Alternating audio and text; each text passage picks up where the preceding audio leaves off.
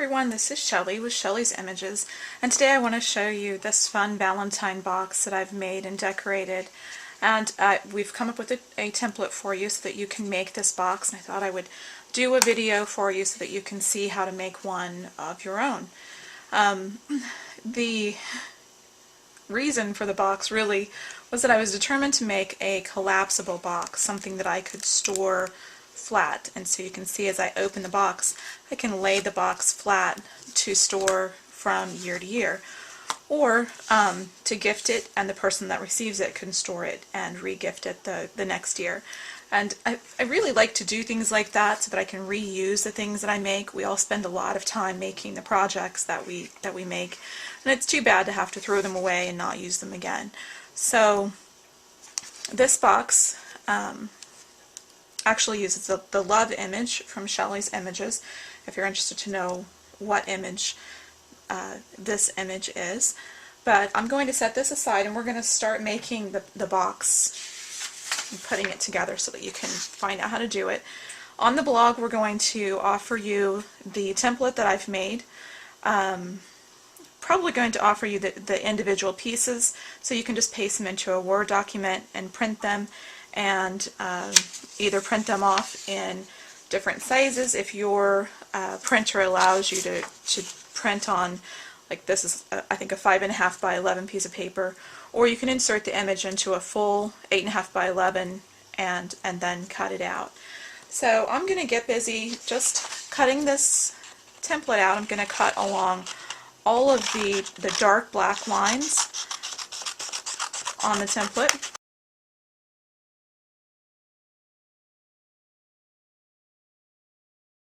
I'm going to also go ahead and cut out the template for the side pieces.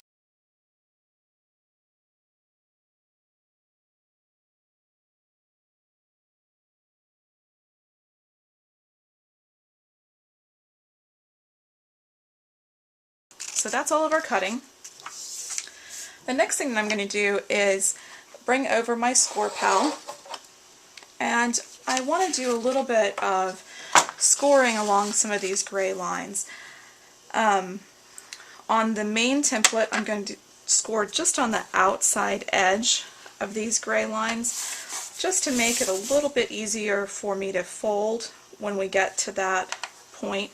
And I think it just puts a little bit less stress on your paper if you take the time to score just on the outside of those lines. And then where there's two kind of guides that meet up, we just want to score right down the middle of those areas. I know that you've probably seen other projects that you've done where you try to fold something and the paper kind of cracks or breaks at some of those folds. And so this is just an attempt to try to put less stress on the paper at those areas. I'm going to do one more up here at the very top flap. Okay, and then on this one, the only ones I'm really going to score are these side lines. This is going to make the fold for the collapsible box sides when we get to that part.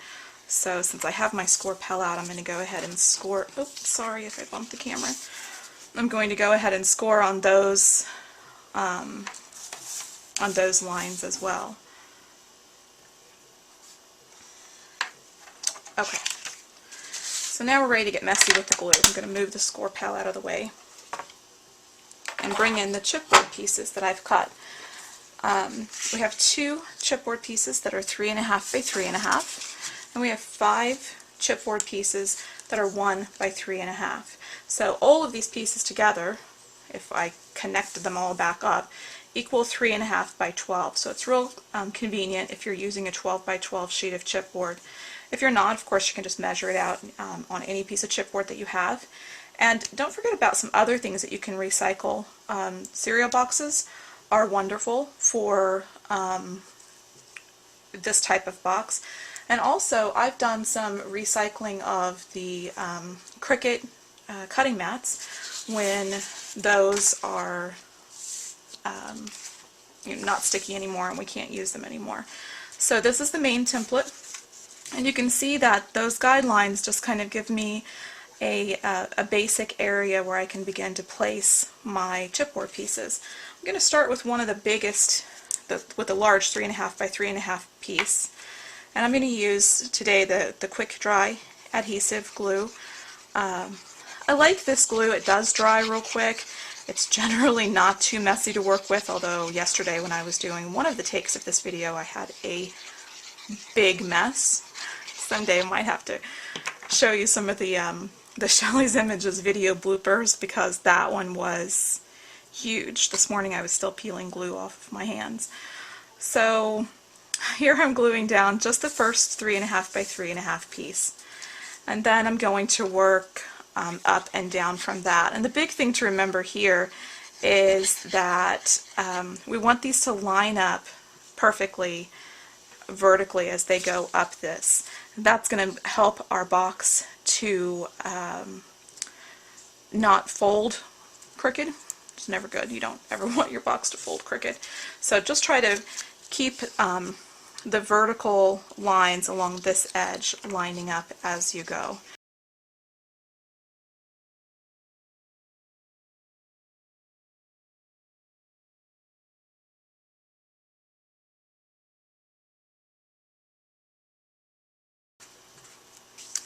Perfect.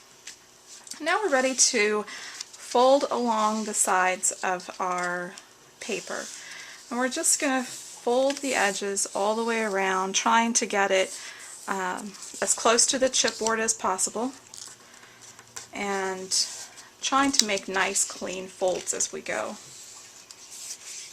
Or maybe crisp folds is a better word rather than clean folds. Reach across here, sorry. And I'm going to use the bone folder right along these two just to really lay that down. That's going to help the glue process a little bit, although gluing this part is just a mess no matter what you do. But I'm going to start along the long side, and I really try at this point to just glue where the chipboard is. I think it's better for those folds to try not to have too much glue in between all the pieces of chipboard. But this process is messy. It just takes a little bit of time to get it to lay down and kind of run your fingers along it. I find that generally the messier the better as far as the end product, what you get at the end. If you don't get enough glue in there and it doesn't stick, then that doesn't end up working very well for you. So I like to have a little Lysol wipe or a baby wipe on my desk when I'm doing projects like this, so I can wipe my hands off and try not to spread the glue onto the front of my project that I want to stay nice and pretty and not have smears of glue all over it.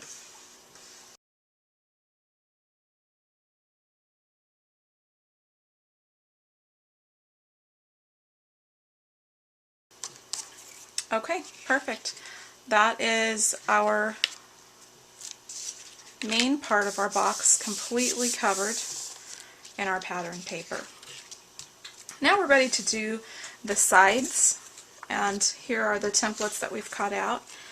On the sides you can see that there's a little gray area that indicates where you need to glue these 1 by 3.5 inch pieces of chipboard.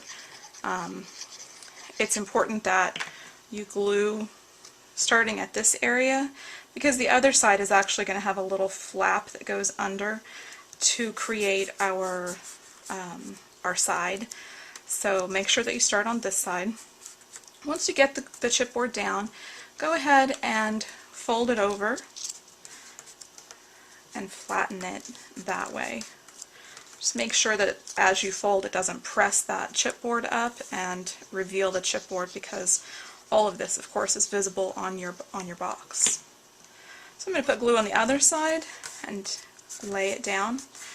The other important thing to remember with this, the thing that I've found, is that it's easier to remember if you're thinking about it just rolling, kind of a continual wrap or roll all the way around.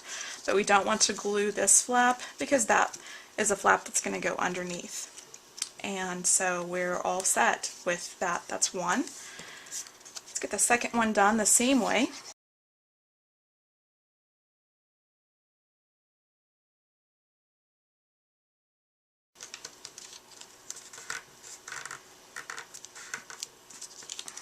Okay, now both of our sides are ready to go on our box. I'm going to do a quick little fold on both sides just to give it kind of a little fold area there, make it easier for us as we go on to the next step.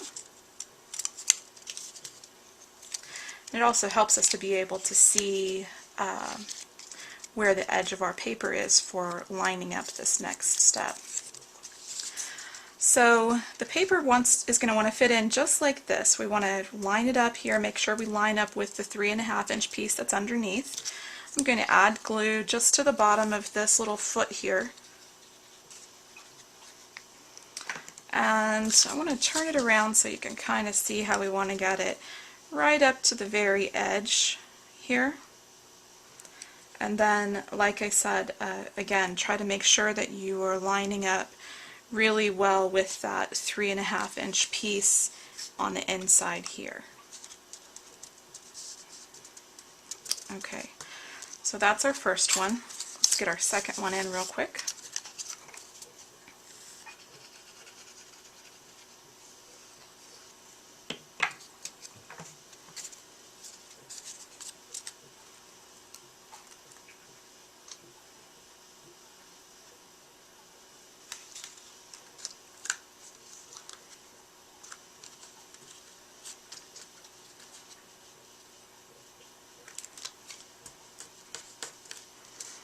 Okay, the sides of our box are complete. I'll try to wipe a little bit extra glue off. I'm going to lay the sides down, and now we're ready to go ahead and put in the insert.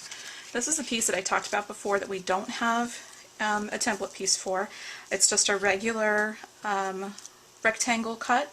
It actually measures 3.5 or just a hair less than 3.5 wide and 10.25 in length.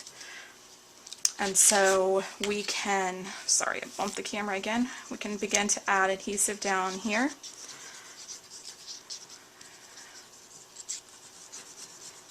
And the paper really, the insert paper here goes almost all the way to the edges, and then there's just, try to stay a little bit away from the top and the very bottom of the box along with this narrower edge up here. So I'll add glue like this and get the insert piece in. And this just really covers up the chipboard and finishes off the inside of the box.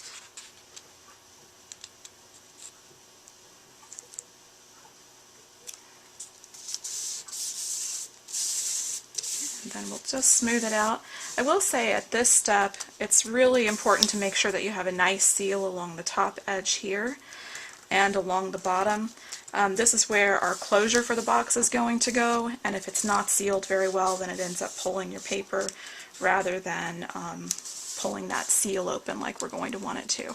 So take a second, just make sure that it's really sealed along that. The next step we're going to do is begin to fold it. We don't want to wait until the glue dries, because I find that the glue kind of cracks it and kind of tears the paper once it's dried. So I'm going to use the bone folder and kind of press down where it wants to bubble up as I do the fold, and just slowly and carefully begin to make some of those bends. If I bend it just a little bit, then I can find where my fold is for my folder, and then just carefully go in. Remember, it's wet underneath, so the bone folder can rip the paper as you use it if you're not just a little bit careful. There's another fold here.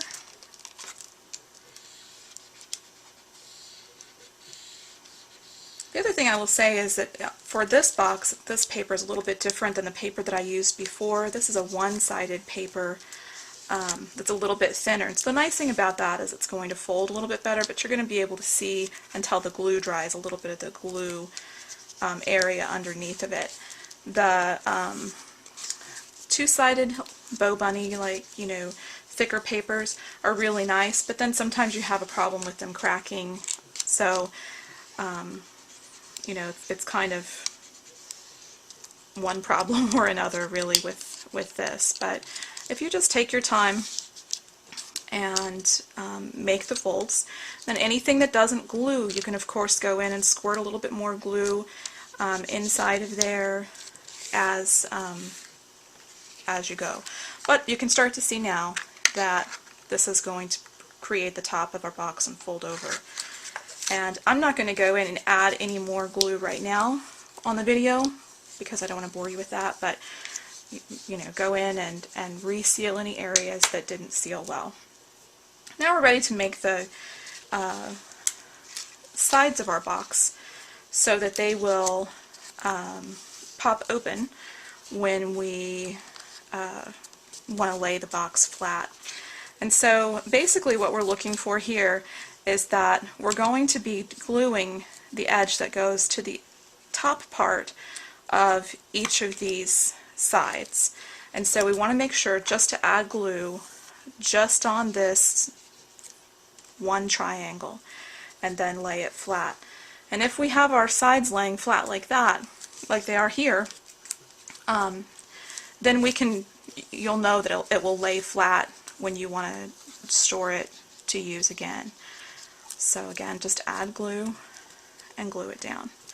If you were using a two-sided paper, like I've used on the other boxes I've made, you know, then you wouldn't have the white part showing on the back or the template showing. You can sure take a 1 by 1 inch piece of your pattern paper and glue it down here again to cover up this white area. Again, for the video, I'm not going to do that for you, but that's easy enough to cut a 1 inch by 1 inch square and just cover up that white area if it bothers you. When the box is all folded, as you'll see in a second, it's going to cover that up. So I'm not too worried about it, but if you don't like it, you can sure cover it up. So now if we've done everything correct, and I'm crossing my fingers and hoping we have, when we try to fold our box up, you can see that it kind of folds, and there we have our cute box. And when we open it up again, it lays perfectly flat. So that's the box itself. The next problem that I had with this box was how to make it closable.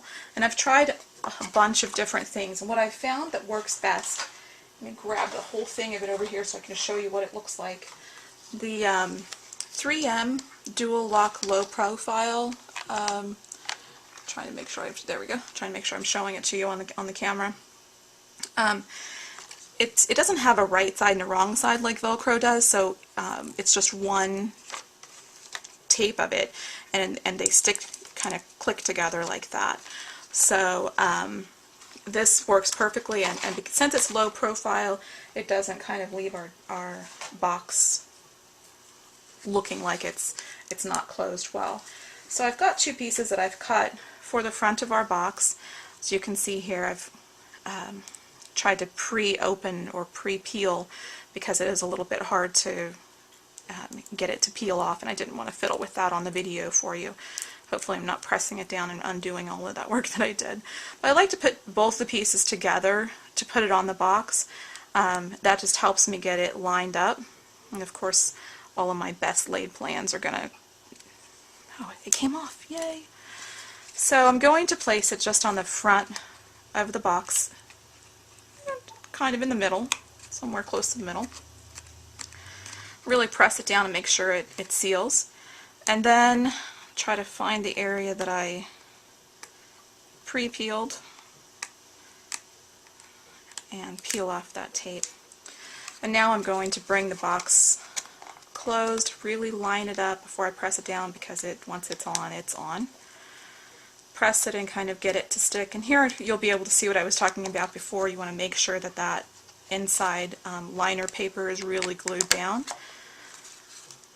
so that it holds that Velcro piece. So there it is. It's a finished box. You can decorate the top of it any way that you like. I think that it would be really, really cute for a nice big sugar cookie inside. It also happens, let me see if I can find, oh, there it is. It happens to hold the larger pad of Post-it notes really well. Or, of course, just fill it with some candy and give it as a gift for Valentine's Day or for any other holiday.